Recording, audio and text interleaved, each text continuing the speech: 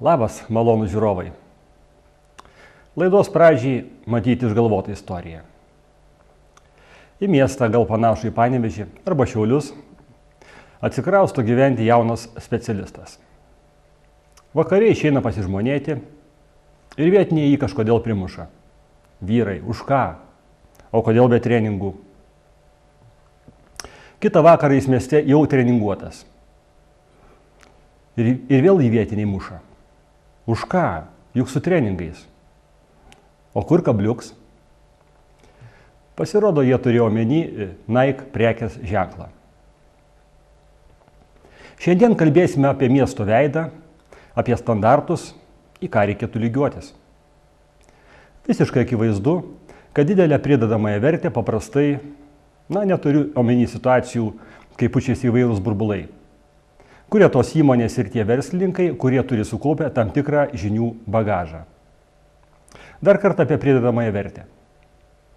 Kauno technologijos universiteto verslo strategijos institutas atliko tyrimus, kurie aiškiai parodė, kodėl kitų Europos šalių darbuotojai uždirba daugiau nei mūsų lietuvaičiai. Esmė tame, kad kuriame nevienodą pridedamąją vertę.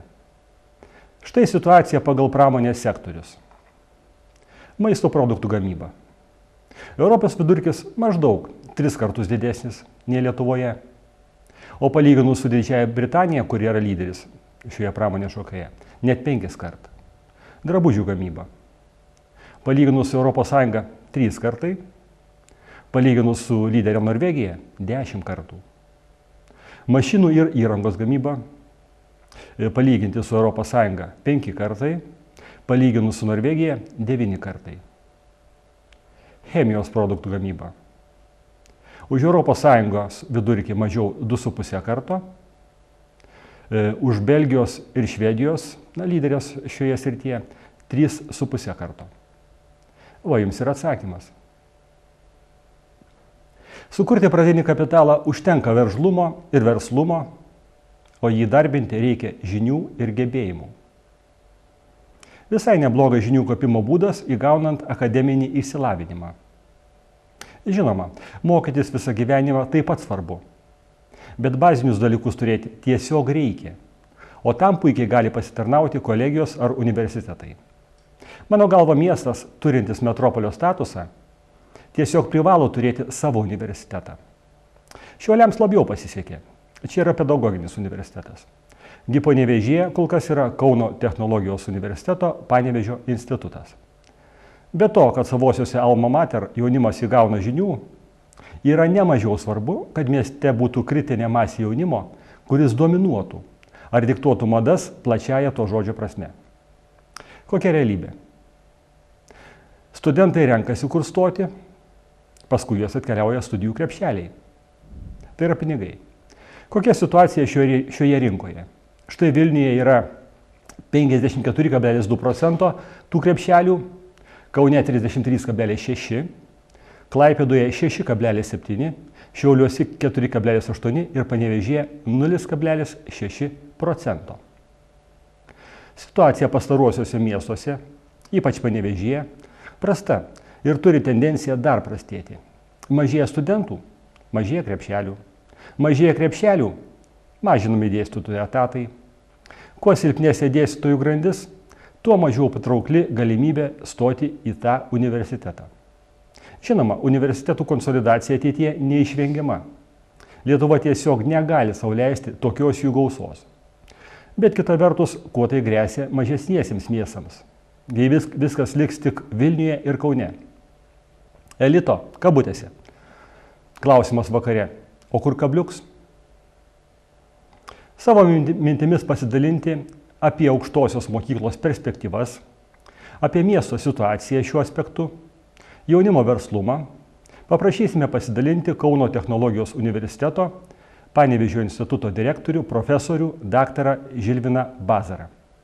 Daug diskusijų dėl aukštojo mokslo vyksta vyriausybėje, daug diskusijų vyksta Lietuvoje, kad reikia optimizuoti, reikia mažinti universitetų skaičių.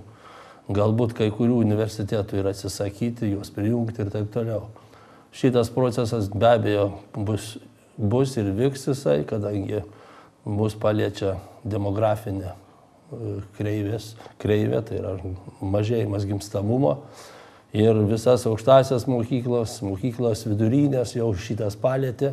Po 10 metų mes turėsime baigiančiųjų moksleivių, abiturientų pusę to, ką turėjom prieš 2-3 metus. Na, situacija tokia. Panevėžys be aukštojo mokslo bus ne Panevėžys. Jame turi būti ir kolegijos, turi būti ir universitetinis aukštasis mokslas, turi būti neuniversitetinis, turi būti profesinio rengimo centrai ir visa kita. Jeigu šitų šakų mes atsisakom, tai mes nusileidžiam į žemesnį lygmenį. Vadovo palaikymas yra, tačiau apie Panevėžio universitetą dabar jau vėlokai yra diskutuoti, kalbėti. Tačiau padalinys toks Panevėžyje aukštojo mokslo, jis buvo, yra ir garantuoju, kad jis bus didesniai apimti ar mažesniai. Ką galiu pasigirti ir ką galiu pasidžiaugti, ką per tos keletą metų mes Panevėžyje pasimatėm, reiškia, ženklus ir matomi. Paskutiniu metu atidaryta nauja moderni robotų laboratorija. Ačiū ekrano buvusiai gamyklai, kuri bankrutavo, tačiau visą eilę įrengimų mes įsigijome ir juos pateiksim studentam kaip laboratorinius darbus, kaip bazę materialinę susipažinti. Demografija veikia mus, tačiau į pramonę, į gamybą turės ateiti robotizuoti kompleksai, robotai, kurie nesudėtingas gamybinės operacijas pakeis mechanizmais. Ką dar galiu pastebėti? Pastebėjimas toks, kad šiuo metu daug žmonių orientuojasi į socialinės išmokas, kurios gelbsti, aišku, šeimas, gelbsti asmenis pragyventi, išlikti. Tačiau situacija tokia, kad daroma yra meškos paslauga ir žmonės atitolsta nuo savo iniciatyvumo, veržlumo ir neieško galimybių išgyventi, neieško galimybių susikurti savo nišą darbų išsilaikymui. Stebėjau Panevėžio ekrano bankrotą, galvojau, kad po bankroto gatvės bus pilnos demonstrantų, atiduokit mums darbą, duokit duonos, kaip Paryžiaus komunos laikais. Tačiau viskas praėjo tyliai ir gana civilizuotai. Galiu pasakyti, kad žmonės turintys intelektą, turintys įsilavinimą, visi rado vietą, darbą vienokį ar kitokį ir šiuo metu, man atrodo, nėra problemos jiems išgyventi ir būti. Ta gamyba, kurią vystė ekranas, tai aišku, suprantama, kad ji nekonkurentabili ir daugelis gamyklų Panevėžio visos bankrutavo. Džiaugiuosi Lietkabelio gamyklos vadovais, kurie iniciatyvūs, jauni, veržlus ir turi pasitikėjimą kolektyvo, turi ryšius ne tik su rytais, bet ir su vakarais. Jų produkcija yra konkurentabili ir reikalinga. Manyčiau, kad tokių gamyklų ir daugiau galėjo išlikti Panevėžyje ir jos lygiai taip pat galėjo išsilaikyti šitoj nišoje. Na, situacija yra tokia, kokia yra. Jaunimas turi pakilti ir mūsų baigiantis absolventai turėtų imtis iniciatyvos ir daryti šitos gerus darbus. Socialinės išmokas užsiminiau, atvykęs stebėdavaus, gyvenu aš bendrabuty prisiglaudęs, keletą naktų pernakvoju, stebiu rytais šviesas languose. Kažkaip keista, miestas apmiręs, naktį miegam, paryčiais 6, 7, 8 valandą šviesos bendrabutė, kur tankumas žmonių yra gana didelis, niekas neskuba į darbą. Kaip jie gyvena, kuo jie išgyvena ir apie ką jie mąsto į priekį. Galbūt čia tokia situacija yra dėl bedarbystės, dėl ko, bet manau, kad čia irgi yra problema bendra. Noriu pasidžiaugti, kad Panevėžys padaręs yra didelius žingsnius. Manau, kad pasileis Technopolis, technologinis parkas, kuriame bus įsikurs naujos įmonėlės, stambesnės, mažesnės. Greta bus stambus logistikos centras, vienas iš 5, kurie planuojami Lietuvoje.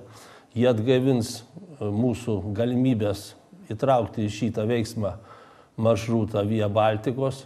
Taip pat galbūt bus plačiau išnaudotas rusiška vėžė, rytai Klaipėdos uostas. Taip, kad situacija mūsų geografinė tikrai yra nebloga ir galima ją pilnai išnaudoti. Ką dar galėčiau pasidžiaugti? Pasidžiaugti, kad žmonės, jaunimas Panevėžyje yra ženkliai šiltesnis. Galbūt todėl, kad miestas yra mažesnis, globalizacija netaip smarkiai palėtė jį. Ir tie santykiai tarp darbuotojų, tarp žmonių, tarp miestelėnų yra ženkliai šiltesni. Visi galvoja, kaip spręsti vienas ar kitas problemas. Ką galiu palinkėti miestelėnams ir miesto valdžiai? Vystyti šitą, reiškia, kryptį. Labai gražus yra Obalsis, Panevėžys, nauja kryptis. Tai ta nauja kryptis ir turi suformuoti jaunimas ir jaunimas vykdyti atgaivinimą, atgimimą Panevėžio, nei laukiant kažko tai iš gamtos. Čia tikriausiai gal Mičiurino posakis buvo, mes nelaukim malonių iš gamtos, jas pasimti yra mūsų pačių uždavinys. Linkiu sėkmės, ačiū už dėmesį. Aš linkęs sutikti su gerbiamo profesoriaus mintimis. Tuo labiau, kad istorija tokia, kad dar praeitame tūkstantmetyje jisai buvo mano dėstytojas. Tiek šiam kartui. Su jumis buvo Rimantas Serva.